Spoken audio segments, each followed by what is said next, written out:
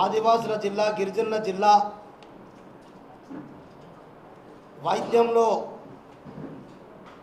నిర్లక్ష్యానికి గురైతున్నటువంటి జిల్లా. అందుకే ఆదిలాబాద్ జిల్లాను హెల్త్ ఎమర్జెన్సీగా ప్రకటించాలని చెప్పి ప్రభుత్వాన్ని డిమాండ్ చేస్తూ ఉన్నాం. నిజంగా ఈ ప్రభుత్వం మొద్దు నిద్ర అవుతూ ఉంది. దున్నపోతు మీద వాన పడ్డట్టుంది.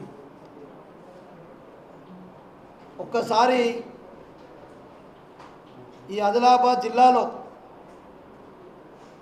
2014 టీఆర్ఎస్ పార్టీ ప్రభుత్వం వచ్చిన తర్వాత ఇటువంటి విష జ్వరాలు, డెంగీ, మలేరియా లాంటి జ్వరాలు విస్తృతంగా ప్రబలినాయి. మన్యంలో మంచాలని చెప్పి ఏ మన్యానికి వెళ్ళినా, ఏ ఆదివాసీ గూడకి వెళ్ళినా, ఏ పట్టణంలో ఏ ఇంటికి వెళ్ళినా ఆ రకంగా మొత్తం విజృంభించడం జరిగింది. అందుకొరకే మేము ఈ ప్రభుత్వాన్ని డిమాండ్ చేస్తూ ఉన్నాం. ఎందుకు మీరు ఇంత వైద్యంపై నిర్లక్ష్యం చేస్తూ ఉన్నారు? ఆదిలాబాద్ జిల్లాలో ఇప్పటికే కనీసం అంటే ఒక 150 మందికి డెంగ్యూ నిర్ధారణ అయింది. మలేరియా అనేక మందికి నిర్ధారణ అయింది. ఏ ఇంటికి వెళ్ళినా విష జ్వరాలు మొత్తం ప్రబలిపోతూ ఉన్నాయి. కనీసం ఇప్పటిదాకా ఈ జిల్లా ఇన్ఛార్జ్ మంత్రిగా ఉండి ఒక ఆదివాసీ బిడ్డనని చెప్పి గొప్పలు చెప్తారు. ఈరోజు వరకు ఆరోగ్యం పైన ఒక రివ్యూ లేదు, ఒక పర్యటన లేదు.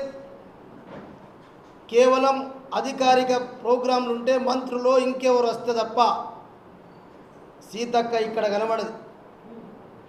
మరి సీతక్కకు తెలుసు కదా, ములుగులో పుట్టినవు, ములుగు బిడ్డవు. మరి మేము అడుగుతున్నాం, డాక్టర్ల కొరత, మందుల కొరత. 9 నెలల్లో డాక్టర్ రిక్రూట్మెంట్ జరగాలి కానీ గొప్పగా మాట్లాడిండు రేవంత్ రెడ్డి గారు. ఇందరవెల్లి అమరవీరుల స్తూపం సాక్షిగా నేను ఈ ఆదిలాబాద్ జిల్లాని దత్తత తీసుకుంటాను చెప్పి. దేన్ని దత్తత తీసుకున్నట్టు? దత్తత అంటే ఏంది రేవంత్ రెడ్డి గారు? దత్తత అంటే కేవలం ఎన్నికలప్పుడు వచ్చి ప్రసంగాలు కొట్టి, గప్పాలు కొట్టి పీకేసుడేనా? దత్తత తీసుకుని ఆదిలాబాద్ జిల్లాకి ఏం చేసినామని? ఉన్నటువంటి డాక్టర్ పోస్టు భర్తీ చేస్తలేవు, మందులు ఇస్తలేవు. ఆదివాసీ గ్రామాలకు ఏ ఒక్క గ్రామానికి ఇప్పటిదాకా రోడ్డు లేదు, రోడ్ వేయలేదు, రోడ్డు మంజూరు చేయలే. ఇలా అమరవీరుల స్తూపం సాక్షిగా తీసుకున్నాం నేను ఆదిలాబాద్ జిల్లాను దత్తత తీసుకున్నాను చెప్పి. అన్నిటికంటే ముఖ్యం ఆరోగ్యం. ఆదివాసుల జిల్లా, గిరిజనుల జిల్లా, పేద జిల్లా. ఈ జిల్లాలనే ఏ రకంగా వైద్యం ఉంటే అందుకొరకే ప్రభుత్వాన్ని డిమాండ్ చేస్తూ ఉన్నాం. ఇప్పటికైనా హెల్త్ ఎమర్జెన్సీ ప్రకటించి ఆదిలాబాద్ జిల్లాని ప్రత్యేకమైనటువంటి బృందాన్ని పంపించి ఊరూరుకు హెల్త్ క్యాంపులు పెట్టాలి. మందులు మొత్తం పిఎస్సీలలో ఎంత అవసరమో అంత ఇవ్వండి. ఎంత ఇండెంట్ పెట్టిండ్రో, ఎంత అవసరమో, మరి సీజనల్ వ్యాధులకు ఏ మందులు అవసరమో అవన్నీ తీసుకురండి. ఇంత పెద్ద రిమ్స్ హాస్పిటల్, అక్కడ కూడా డాక్టర్లది కొరత. మొత్తం భర్తీ చేస్తా 3 నెలలని.